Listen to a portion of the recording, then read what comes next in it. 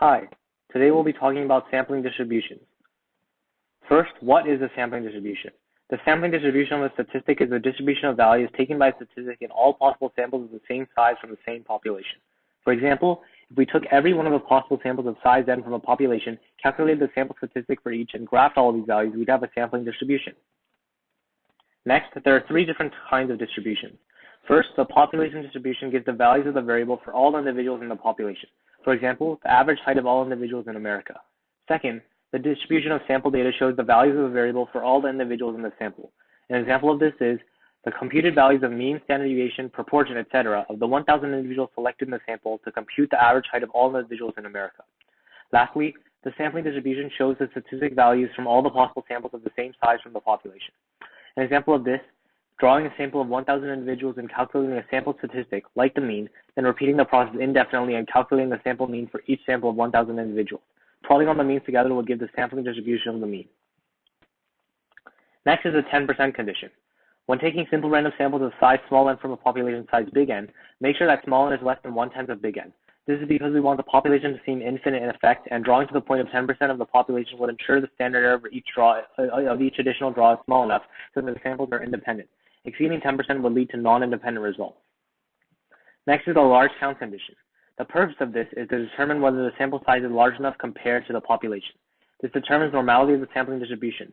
The general formula is n times c, or expected number of successes, and n times 1 minus p, or expected number of failures, where n is the sample size and p is the proportion of successes, which both need to be greater than or equal to 10.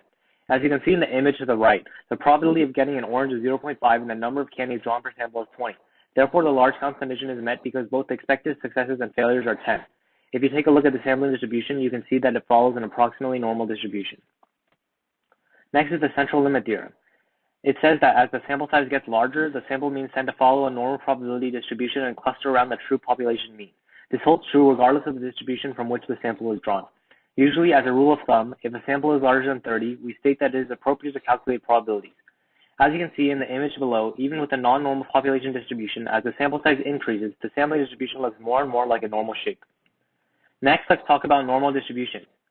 They are symmetric and bell-shaped. An ideal normal distribution has an equal mean, median, and mode. The normal distribution also follows the empirical rule, also known as the 68-95-99.7 rule. Everything on the normal distribution is placed based on standardization, which uses a z-score. In order to calculate the probability from a normal distribution, use a z-test for percentiles. However, avoid this common mistake. In order to use the z-test, the population standard deviation must be known, and the sample size must be greater than or equal to 30.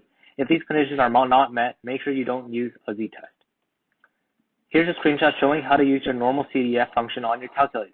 There is a section for a lower and upper bound which you can put in, and also a standard deviation, so that the calculator can calculate your p-value for you. Next is the t-distributions. They look almost identical to normal distributions, but they are shorter and wider. The t-distribution is used when there are sample sizes below n equals 30 or when the population variance is unknown. Some important things to keep in mind are, first, t-distributions increasingly resemble normal distributions as the sample size increases, and second, t-distributions have degrees of freedom which are calculated through sample size n minus 1. In order to calculate the probability from a t-distribution, use a t-test for percentiles. Keep in mind that instead of dividing the difference of the sample and population mean by the population standard deviation, because it's unknown, you divide by the sample standard deviation divided by the square root of the sample size. After you obtain the t-score, you have two ways to find the p-value.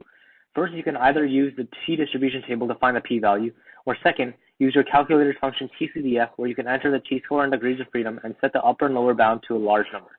Some common mistakes to avoid are when calculating degrees of freedom, be sure to subtract 1 from the sample size.